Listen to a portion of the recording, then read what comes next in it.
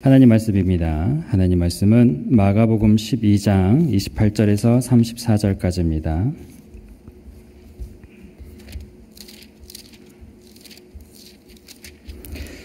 마가복음 12장 28절에서 34절까지 찾으신 줄 알고 함께 읽겠습니다. 서기관 중 한 사람이 그들이 변론하는 것을 듣고 예수께서 잘 대답하신 줄을 알고 나와 묻되 모든 계명 중에 첫째가 무엇이니이까? 예수께서 대답하시되 첫째는 이것이니 이스라엘아 들으라. 주 곧 우리 하나님은 유일한 주시라. 내 마음을 다하고 목숨을 다하고 뜻을 다하고 힘을 다하여 주 너의 하나님을 사랑하라 하신 것이요. 둘째는 이것이니 내 이웃을 내 자신과 같이 사랑하라 하신 것이라. 이보다 더 큰 계명이 없느니라. 서기관이 이르되 선생님이여 옳소이다. 하나님은 한 분이시요 그 외에 다른 이가 없다 하신 말씀이 참이니이다.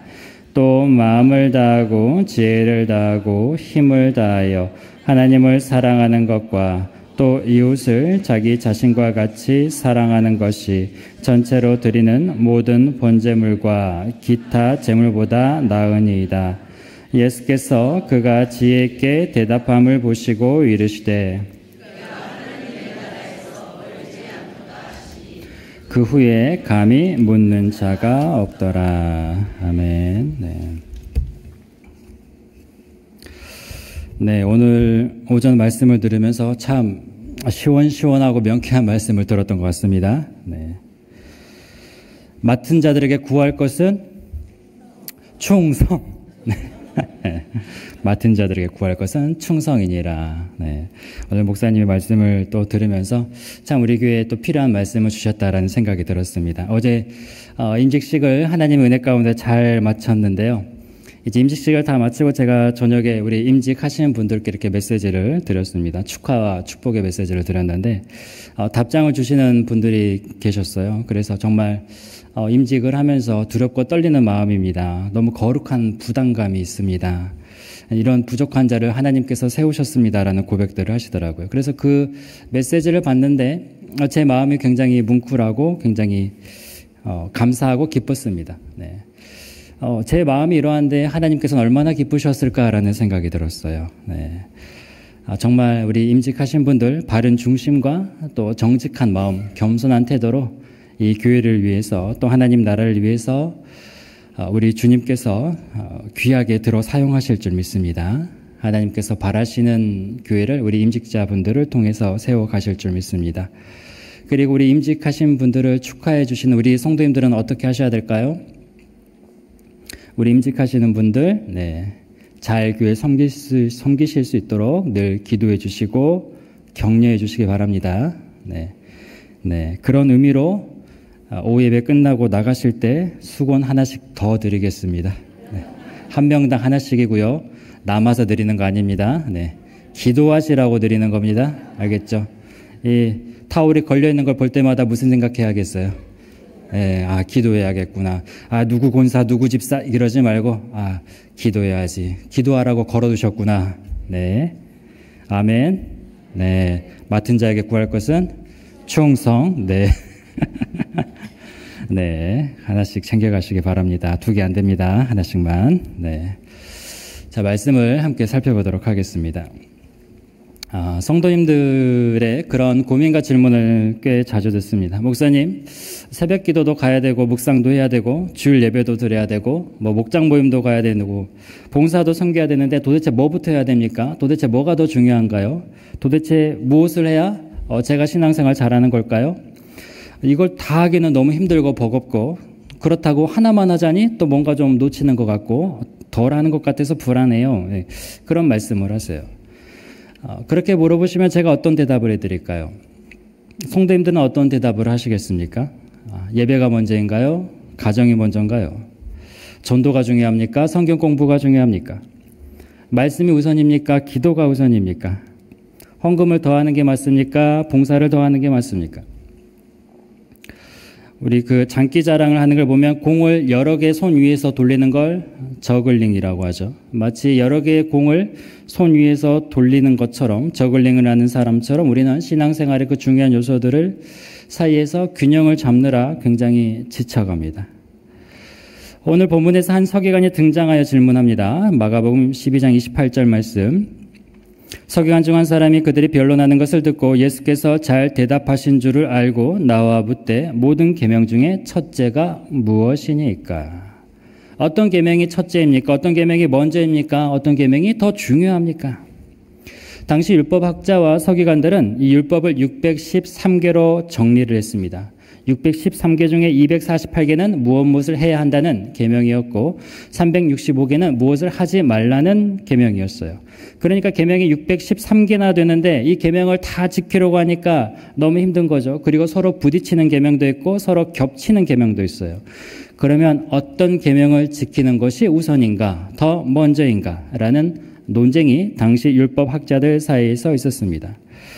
그래서 그 문제로 활발하게 토론을 하고 있었고 어떤 학자는 그중에 안식일 준수가 가장 중요하다. 하나님이 창조를 다 마치시고 나서 안식하셨으니 안식일 지키는 게 제일 중요하다. 십계명에도 들어있다라고 말하는 학자도 있었고 어떤 학자는 할례가 정말 중요하다. 제일 중요하다. 아브라함과 하나님 사이에 언약을 맺었을 때 할례를 했다. 그러니까 할례가 제일 우선된다라고 말을 하기도 했습니다. 또 어떤 학자는 제사가 제일 중요하다. 하나님 앞에 번제, 소제, 속제제, 속건제 이 제사 규정을 우리에게 주셨으니 그 제사를 규정이 가장 우선된다라고 말을 하는 율법학자도 있었습니다. 그렇게 중요하다, 우선된다라는 상위권의 계명이 있었다면 반대로 좀 덜 중요하다, 좀 부차적이다라고 판단했던 계명도 또 있었겠죠. 그래서 그러한 이 분위기 가운데서 이 서기관이 예수님께 기대 반, 의심 반으로 질문을 합니다. 가장 우선되는 계명이 무엇입니까? 무엇을 지키는 게 가장 최우선입니까? 라고 질문을 하는 거죠. 그런데 우리도 그런 방식으로 신앙생활을 합니다. 신앙을 규칙으로 만들어버려요. 마치 체크리스트를 뽑아놓고 신앙생활하는 것처럼 주일 예배 출석하면 체크, 새벽기도 갔다 오면 체크, 말씀 통독하면 체크, 11조, 봉사, 여러 가지 성경 공부 이런 것들 다 하면 체크를 하면서 내가 하나님 앞에서 신앙생활 잘하고 있다라고 생각을 하는 거죠. 거기에 안도감을 느끼고 만족감을 느껴요. 거기에서 이제 몇 개 빠지면은 이번 주는 좀 신앙생활 잘 못한 것 같고 불안하고 잘 못하는 것 같아서 자책을 하고 그런다는 말입니다.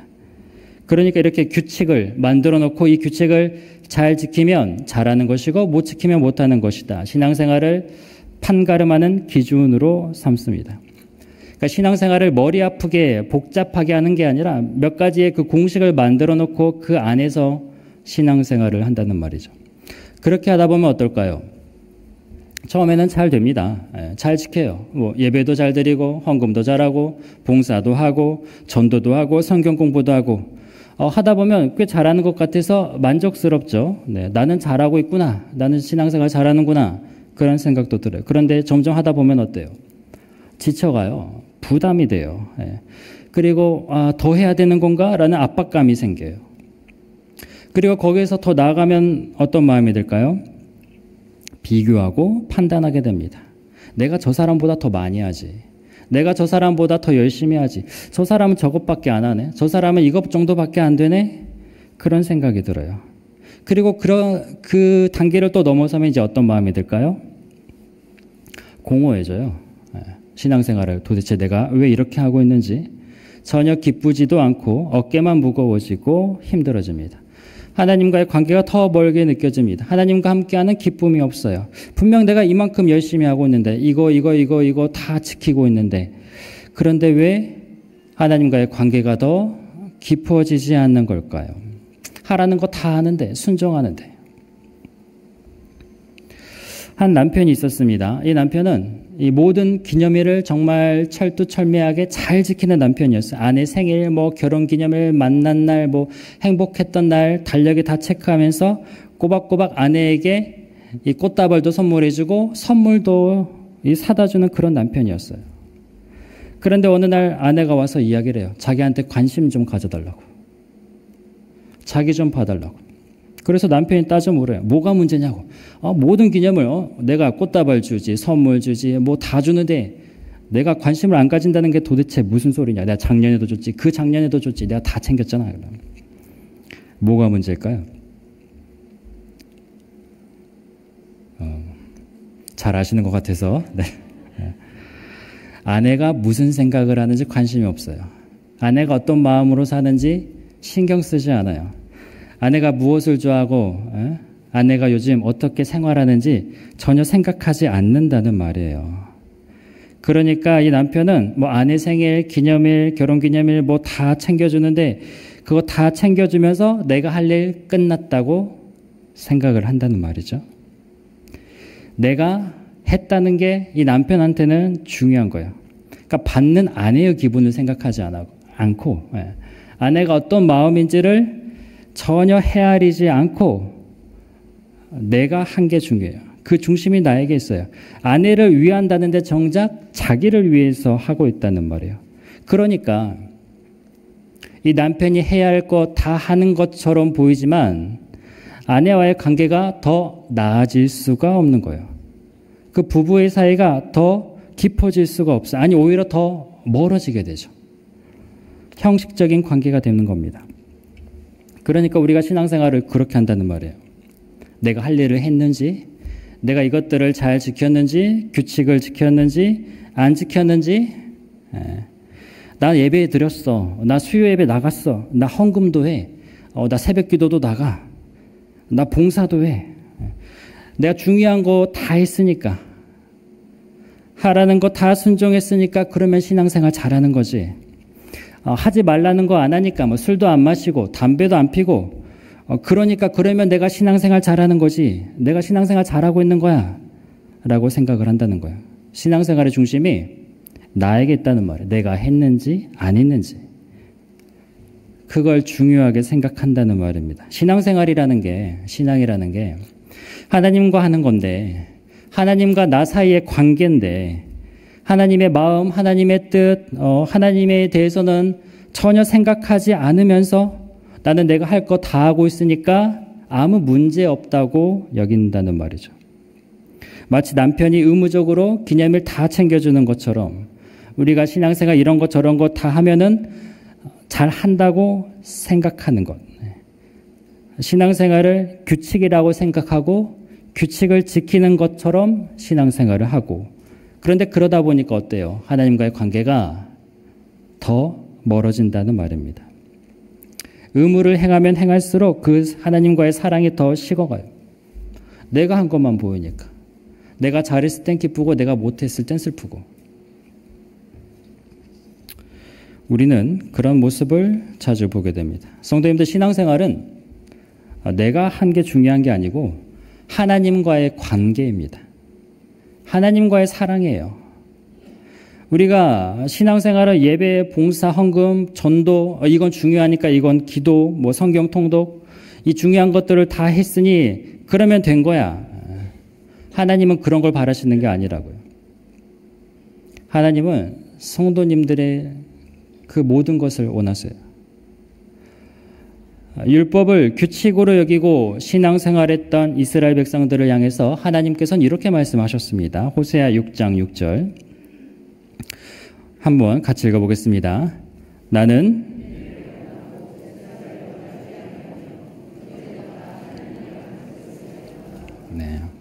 하나님이 제사를 원하지 않는다라고 말씀하십니다.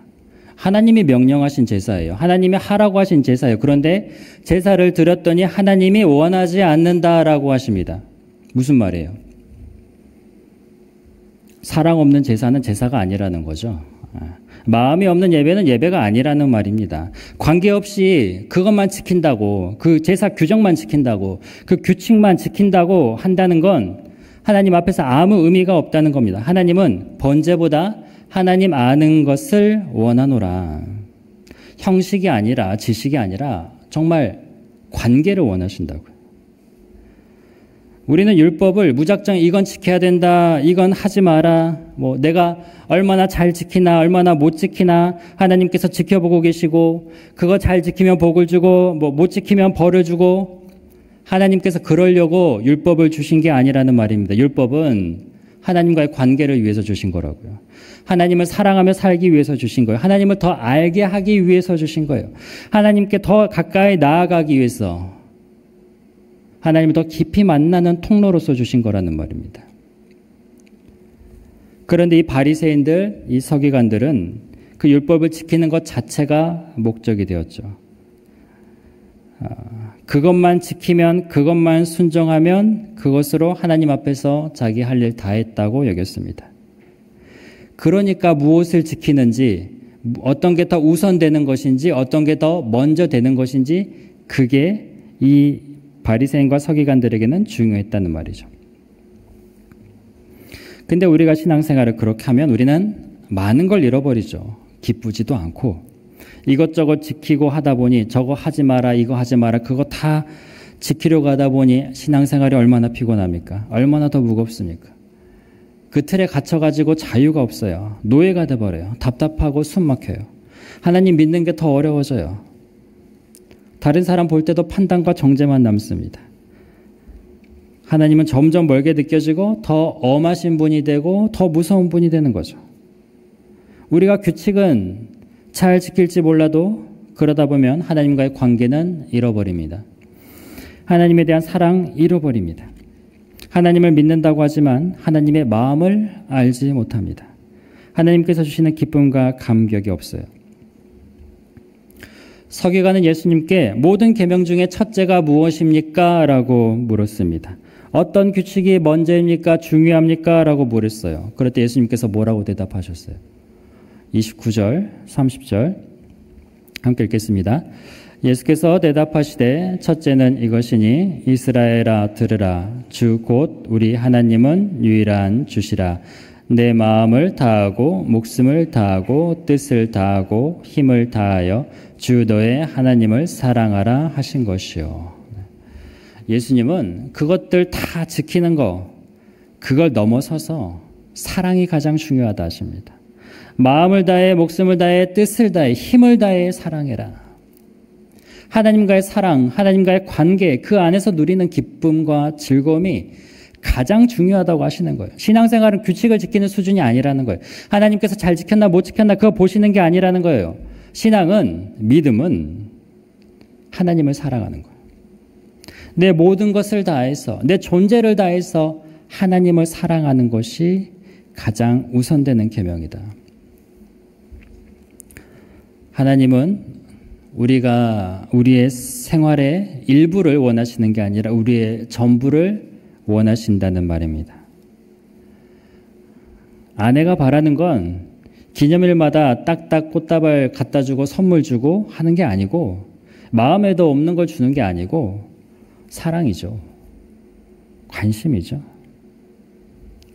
우리 성도님들은 하나님을 사랑하는 신앙생활을 하고 계십니까? 아니면 규칙을 지키는 신앙생활을 하고 계십니까? 의무를 이행하는 신앙생활을 하고 계십니까?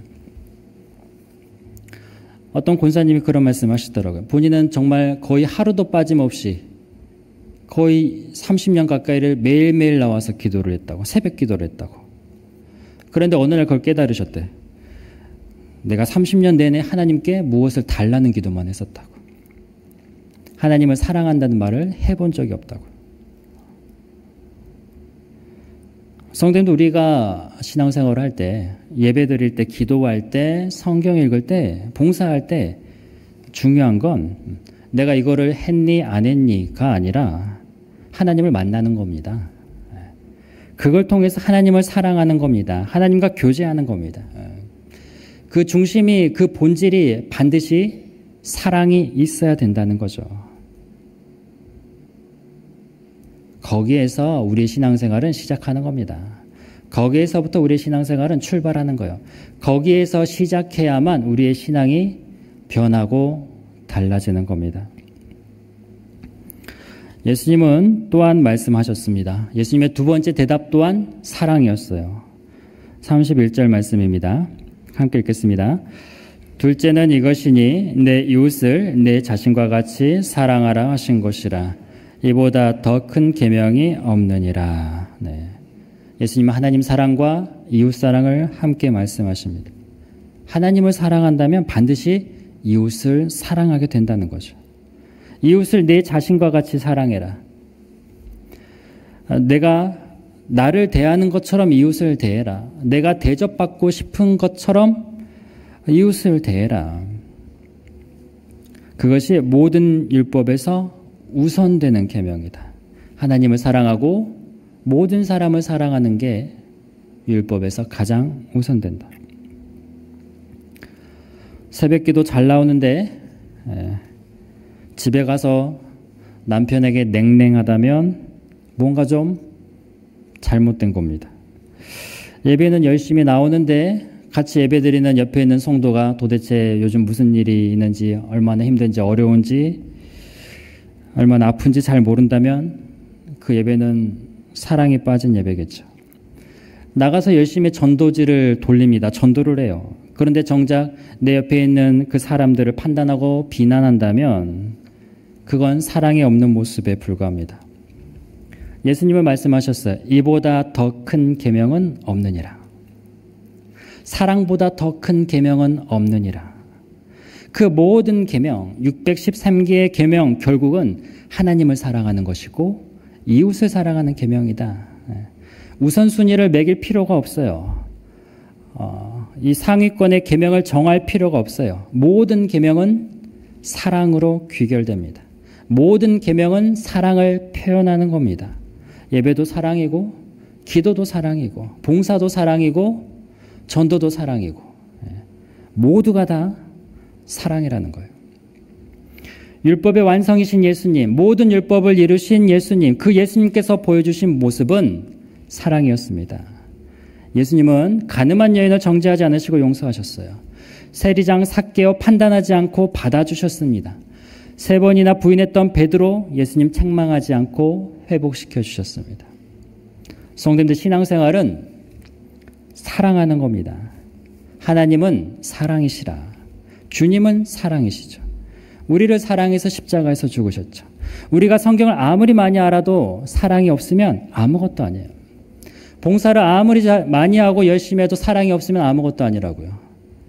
전도를 아무리 많이 해도 사랑이 없으면 아무것도 아니에요. 이것저것 다 지키는데, 하지 말라는 것 다 안 하는데, 그런데 사랑이 없으면 아무것도 아니라는 말입니다. 고린도전서 13장 1절, 2절, 3절입니다. 같이 읽겠습니다.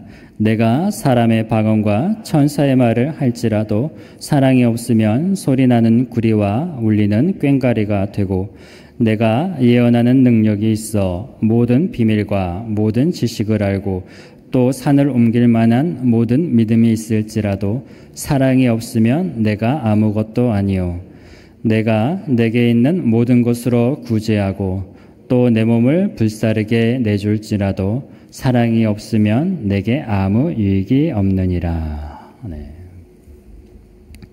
성도님들, 신앙은 내가 해야 할 일을 하는 게 아니고 사랑하는 겁니다. 하나님을 사랑하고 이웃을 사랑하는 거예요. 그것이 신앙생활입니다.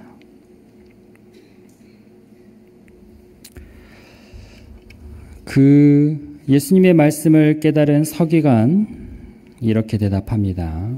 32절, 33절 제가 읽겠습니다. 서기관이 이르되 선생님이여 옳소이다. 하나님은 한 분이시여 그 외에 다른 이가 없다 하신 말씀에 참이니이다. 또 마음을 다하고 지혜를 다하고 힘을 다하여 하나님을 사랑하는 것과 또 이웃을 자기 자신과 같이 사랑하는 것이 전체로 드리는 모든 번제물과 기타 제물보다 나으니이다. 서기관이 예수님의 말씀을 듣고 깨달았습니다. 사랑하는 것이 모든 제사보다 낫습니다. 모든 율법은 결국 사랑을 가리키고 있습니다. 사랑을 행하라고 하시는 겁니다. 그 서기관을 향해서 예수님이 이렇게 대답을 하세요. 34절 말씀 함께 읽어보겠습니다. 예수께서 그가 지혜 있게 대답함을 보시고 이르시되 내가 하나님의 나라에서 멀지 않도다 하시니 그 후에 감히 묻는 자가 없더라. 네. 예수님이 말씀하시죠. 내가 하나님 나라에서 멀지 않다. 자세히 보세요. 멀지 않다. 들어갔다는 말이 아니에요. 그걸 알았으면, 그걸 깨달았으면 그렇게 살아라. 깨닫는 것까지가 절반이고 이제 살아라. 그렇게 살면 하나님 나라에 들어갈 거다. 어떻게 사는 거요? 사랑하며 사는 거예요. 하나님 사랑하고 이웃 사랑하며 사는 거예요. 성도님들, 예배에 출석하는 이유는 출석 도장 찍기 위한 게 아니에요. 사랑하기 위해서죠. 하나님을 만나기 위해서죠. 기도 시간을 갖는 이유는 그 시간을 채워서 내가 기도를 이 정도 하는 사람이다 보여주려고 하는 게 아니라 하나님과 교제하고 대화하고 하나님과 더 깊은 사랑을 나누기 위해서죠. 성경을 읽는 이유는 내가 성경을 이 정도 읽었어. 그 진도를 채우는 게 아니고 하나님을 더 알고 싶은 마음 때문에. 봉사를 하는 이유는요. 내가 이런 열심을 내는 사람이라는 걸 보여주기 위한 게 아니고 이웃을 사랑하기 때문에 하는 거죠. 우리 성도님들은 어느 자리에 계십니까? 신앙생활을 규칙으로 여기고 내가 이거 지켰나 안 지켰나 염두에 두고 있다면 우리는 하나님 나라에서 굉장히 멀리 떨어져 있는 겁니다. 그런데 우리가 오늘 예수님의 말씀을 듣고 사랑이 본질임을 깨닫고 하나님과의 관계, 이웃과의 관계가 중요한 걸 알았다면 우리는 하나님 나라 문턱까지 온 거예요. 네가 하나님 나라에서 멀지 않다. 그런데 그 나라 안으로 들어가기 위해서는요. 사랑하며 살아야 되는 거죠. 하나님을 내 모든 것을 다해 사랑하고 그리고 이웃을 사랑하고 섬기고 그 사랑이 내 삶의 전부가 된다면 그 사랑이 내 인생 가운데 있다면 우리는 하나님 나라를 사는 겁니다. 그것이 예수님의 제자예요. 성도님들, 우리 신앙, 우리 믿음은 무엇을 먼저 하느냐, 무엇을 먼저 지키느냐 그게 중요한 게 아니고 어떻게 사랑하며 사느냐. 말씀이 먼저인가, 기도가 먼저인가, 전도가 먼저입니까, 선교가 먼저입니까, 봉사가 먼저입니까? 그게 아니고 사랑으로 말씀을 보고 사랑으로 기도하고 사랑으로 봉사하고 사랑으로 전도하고 그게 먼저입니다. 우리의 모든 신앙생활은 사랑에서 시작을 해야 된다는 말입니다. 그렇게 우리가 사랑으로 산다면, 사랑의 본질되는 신앙생활을 한다면 우리는 신앙의 기쁨을 되찾을 수 있습니다. 하나님과의 교제를 더 깊이 나아갈 수 있습니다. 내가 관계하고 있는 모든 사람들과의 그 관계가 회복이 될 겁니다. 우리 교회가 따뜻한 교회가 될 겁니다. 그때 사람들이 물어보겠죠. 신앙생활을 어떻게 하신 거냐고. 어떻게 해서 그렇게 달라지셨냐고. 변화되셨냐고. 이 교회가 어떻게 해서 그렇게 예전과 전혀 다른 모습을 보여주냐고. 그때 우리는 대답할 수 있는 거예요. 저는 신앙을 규칙을 지키는 게 아니라 사랑으로 배웠습니다. 사랑하는 것이라고 배웠습니다. 그 모습이 예수님께서 우리에게 사랑을 주신 이유입니다. 너도 그렇게 살아라. 성도님들, 규칙의 짐은 무겁습니다. 의무의 멍에는 고통스럽습니다. 하지만 사랑은 무겁지 않아요. 마태복음 11장 28절, 29절 수고하고 무거운 짐진 자들아 다 내게로 오라. 내가 너희를 쉬게 하리라. 나는 마음이 온유하고 겸손하니 나의 멍에를 메고 내게 배우라. 그리하면 너희 마음이 쉼을 얻으리니. 네. 그 규칙의 짐은 예수님께 맡기시기 바랍니다. 우리 신앙의 중심에 사랑을 두시기 바랍니다. 네. 어렵게 생각하지 마세요. 작은 것부터 하시면 됩니다.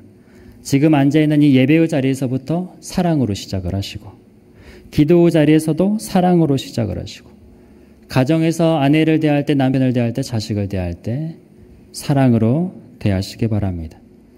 우리의 중심에 사랑이 제대로 잡혀 있다면 우리의 삶의 모습은 반드시 변화가 일어나기 시작합니다. 우리 성도님들, 그 사랑을 중심으로 삼고 그 사랑을 꼭 붙잡으며 그 그 사랑 가운데 행하시는 우리 성도님들 되시기를 축복합니다. 그 사랑으로 행동하시는 그 사랑을 통해 한 걸음 한 걸음 나아가시기를 소망합니다. 사랑을 실천하며 사랑하며 사는 우리에게 주님은 말씀하시는 거죠. 네가 하나님 나라에서 멀지 아니하도다. 네. 그것이 바로 하나님 나라를 살아가는 하나님 나라 백성의 모습인 줄 믿습니다. 네.